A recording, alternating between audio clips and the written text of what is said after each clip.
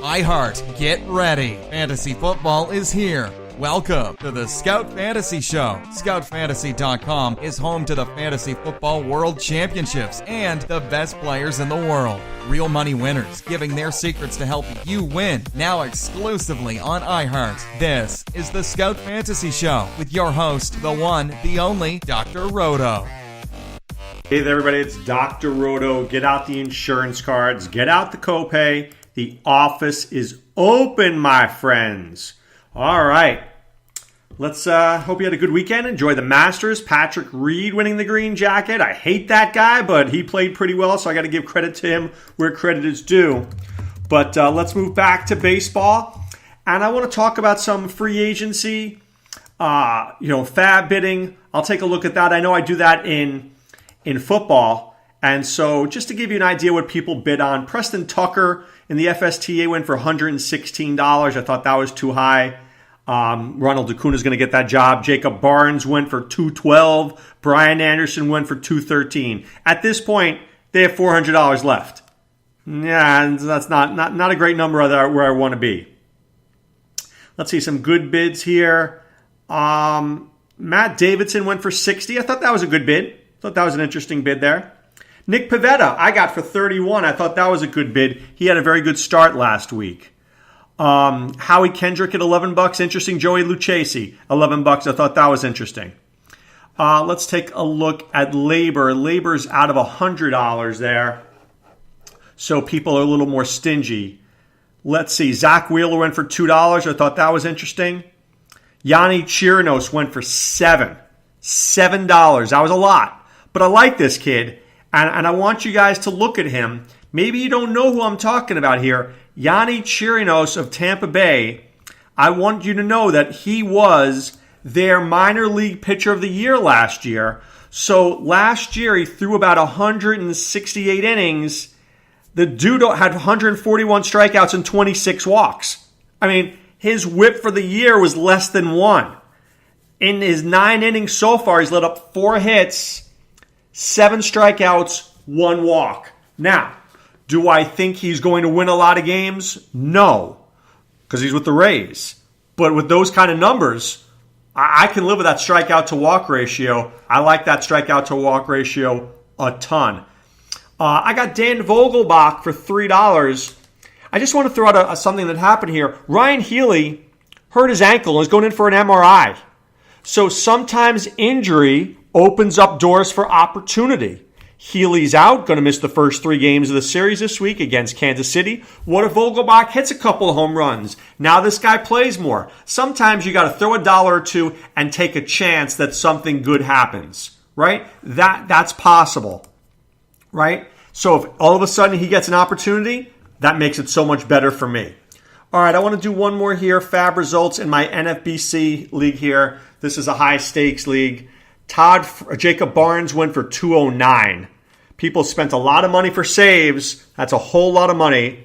Michael Franco went for $121. Joe Panic, $99. That's a lot. Tucker Barnhart, $87. Steven Matz, $88. That was a good bid. I like Steven Matz. I got Colin Moran for $53. I'm a little upset because the next highest bid was $15. Ronaldo Lopez went for $36. I like that. I got Chirinos in this league for $14.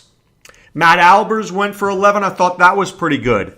So sometimes, and let me give you a guide here, and I wrote about it in my article today. This guy got Jose Alvarado for $1. That's a really good pickup. Why?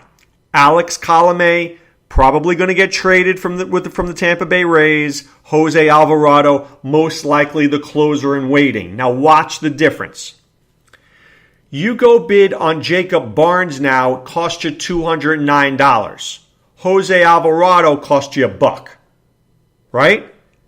Now, Jose Alvarado might have to sit on your roster for 2 months, but it only cost you $1 for that. Barnes, you're hoping is the closer, and you spent 20% of your FAAB budget.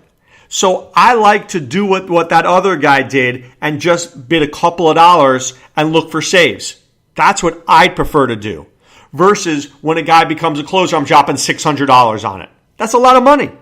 And that's a lot of money that I don't want to spend. Really is a lot of money that I don't want to spend. All right, can we just talk a little bit about Ohtani? Can we just talk about Shohei Ohtani? How good is this guy? And I want you to really think about what I'm going to say. If you're playing fantasy baseball this year and you had a draft that was late in March, what did you think of Ohtani? I guarantee you'd probably be lying to me. Oh, I love this guy. I love this guy. Well, when he started to get hit in spring training, did you love him as much? Or did you panic? Did you panic? Talent always wins out. He's 2-0, 2.08 ERA, .46 whip, 18 strikeouts. I told everybody I loved Ohtani. I didn't lose my love for Ohtani in spring training. I'll tell you that straight up. I never lost my love for him. Ronas did. I never did. And I'm not blaming Ronas. Ronas is one of the best two fantasy baseball guys I know. We all make mistakes. This is not calling out Adam Ronas in the least. I'm saying, though, you have to have conviction in fantasy sports, right? And then you have to stay with your conviction.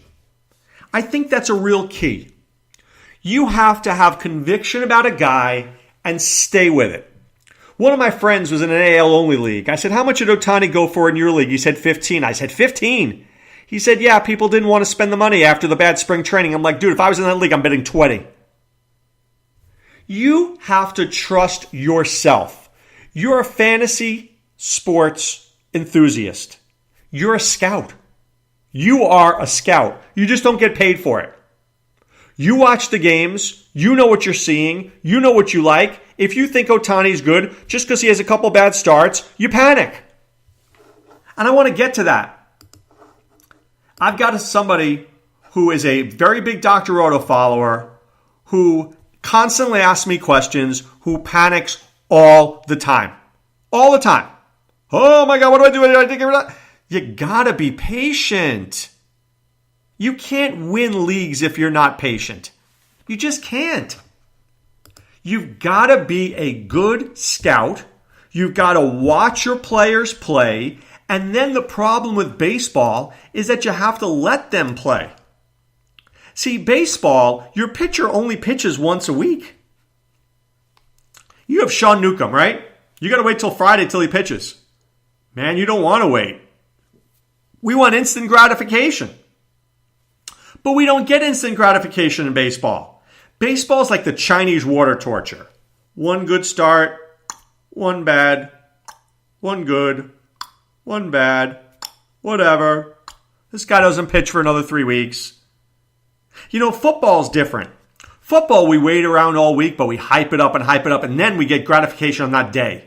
Sometimes we wait for the Monday night game, but for the most part, we know how a guy does in that specific day. But in baseball, I may need to watch a guy pitch 5 times before I decide if I like him. Ronaldo Lopez looks good so far, right?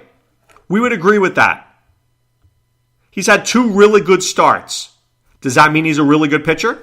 I want to see this guy pitch for a month before I make that determination. He's thrown 13 innings, only let up 4 hits, but he's got 11 strikeouts to 7 walks. I don't like that ratio. That ratio makes me nervous. But he's pitching well now. I need time to see him. I need time to figure out what I think about this guy. Take the time you need. Be patient. Now, if it's the end of April, now we can start making moves. But it's April 9th. Chill out. Relax. Let's figure this out together. That's what we're doing. Be patient. Look for the 2-start week pictures. I can tell a lot about a guy in a 2-start week. How does he look? How does he look in the first start? How does he come back in the second start? 2-week starts help me. 1-week starts don't. All right, speaking of not getting any help, Xander Bogaerts' injury, hopefully it's not bad. This guy was on fire in the spring, fire to start the season. Red Sox getting out to 8-1, but you can't lose Xander Bogaerts and think you're going to win. This guy's been out of his mind thus far. Really like him. That's a big loss. How about Eugenio Suarez? Now this is interesting. Suarez fractures his thumb, but they don't call up Nick Senzel. They don't call him up. They call up Blandino. They're looking for other options because they don't want to punch Nick Senzel's time card. Because they're going to have to. And Nick Senzel's a really good player, right? But they're not going to punch his time card. They don't want to do that, right? They don't want this guy coming up if they could keep him down in the minors and get another year, right? Keep him down for another month maybe, give or take whatever the Super Due deadline is, and then you get a whole year of him. So they're not going to risk him even though Suarez was out. So if you have Senzel, be patient. If you have Ken Giles, you may need to be patient. Ken Giles is in very grave danger right now. Is there any other kind of grave danger? I think Jack Nicholson asked that. But Ken Giles, I don't know. I don't know whether A.J. Hinch trusts him. 3 2/3, 6 hits. Whip of 1.64. That's going to regulate. But the problem is I don't think his manager really likes him. I don't think A.J. Hinch really likes him very much. So watch that. You could see Brad Peacock. You could see Davinsky. You could see other guys get save opportunities. You can. So be very careful with that. All right. I want to talk about a DFS principle for you tonight. Okay? So I just want to digress a little bit, talk a little DFS.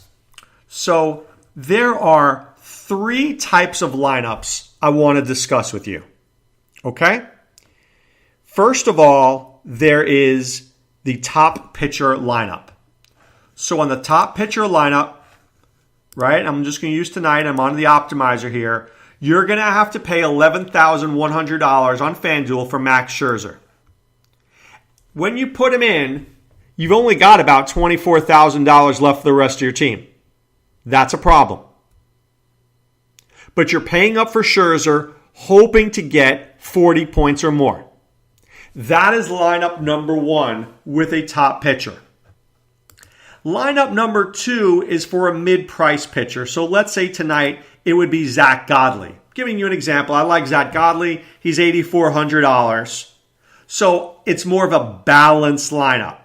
I spent $84 on Godley. I now have about $26,600 to spend on the rest of my guys. Okay? Now, the third type is what I like to call the Erasmo. You hear me talk about the Erasmo. Tommy G and I used to talk about this. We named this after Erasmo Ramirez. Whereas we find the cheapest pitcher we can find who we like and then put big bats around him. So tonight, my Erasmo is Ben Lively. I put Ben Lively in. Now I've got $29,000 to spend. That's a big difference. So, what I like to do is try to do sometimes 3 lineups. My top pitcher, my balanced, and my Erasmo. And hopefully, one of those 3 lineups, especially if I'm in a 3-entry max, that's how I'd go about doing my 3-entry max. And then see, what I would do is take a chart over the next week or 2 and see which lineup performs better. The top pitcher lineup is going to perform really well if your top pitcher is a stud and your cheap pitchers hit well, and your cheap hitters hit. The Erasmo is going to be really good if your crappy pitcher has a good start and your bats take off. You could win with those. I'm not sure the balanced lineup is my favorite, but maybe if I get a good guy and a good start and I can save a few thousand, I can get a better hitter in there. So I'm willing to use that as part of this test. But take a look at doing the Scherzer lineup versus the Erasmo lineup. Because with the Scherzer lineup, you're not going to be able to get the stacks you want. Not going to be able to stack Arenado and all the Rockies. Or Bryce Harper and all the Nationals. Going to be too expensive. Certainly if I play DraftKings and you want to get 2 pitchers in there, there's no way you're going to be able to do that. There's just no way. There's no way you're going to be able to get Syndergaard and Scherzer. You're going to have to go with 2 cheaper guys. And people don't like doing that. But what I highly suggest is go in there and give yourself an opportunity to be successful by charting down how you think these guys can do. Right? How you think these guys do. And watch Erasmo, expensive. How do they do? Erasmo, expensive. And then do the balanced lineup as well. Chart it out. See what works. And then stick to that. To me, I love the Erasmo because if I could pick that cheap pitcher, I think I'm going to win if I can get my hitters to hit. But it's always about finding those right stacks. And by the way, you need to stack. Jonathan Bales did a whole book on it. And he talked about stacking wins. And here's what you do. When you see who the top teams are each night, go check their lineups out. What do?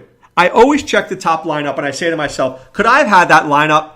When I say yes, I'm upset. When I say no, I'm like, whatever. Sometimes I wouldn't have had the lineup. Okay, sometimes I wouldn't have the lineup. All right. Right now, I need you to go to scoutfantasysports.com. And, somebody today on Twitter was like, well, don't pay for average information. I don't believe that at all. I believe Sean Childs, Adam Ronis, and myself are three of the top people in the industry, and it is way, way, way, way, way above average information you're getting. You're getting information for some of the top people who want to win, who do win, who help you win. So I didn't think that was such a great comment. It's not average. There's plenty of average people out there. There's plenty of average and below average people out there. Let me tell you something. We're not those people at scoutfantasysports.com. We give you the best. And if you have questions, go into the member forums, ask our questions, and we'll give you the answers. That's what we do. That's how we roll.